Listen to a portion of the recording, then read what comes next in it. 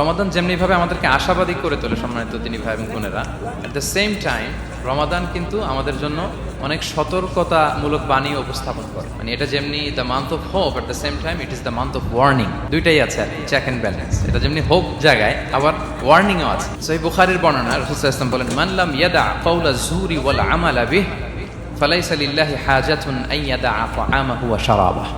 রোজা রেখে যে ব্যক্তি মিথ্যা কথা, মিথ্যা কাজ মানে পাপ কাজ, অন্যায় কাজ ছাড়তে পারলো না, তার না খেয়ে থাকা, না পান করে থাকাতে আল্লাহর কিছু যায় আসে না।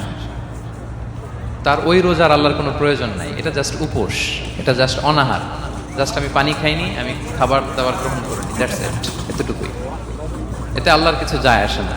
এটার কোনো সিগনিফিকেন্স আল্লাহ তাআলার কাছে নাই যে রোজাও রাখলো আবার মিথ্যাও বলে, রোজাও রাখলো আবার গীবত করতেছে, রোজাও রাখে অন্যের জন্য অকল্যাণ কামনা করে, রোজাও রাখে খারাপ কাজ করতেছে, নিষিদ্ধ কাজগুলো করতেছে। তাহলে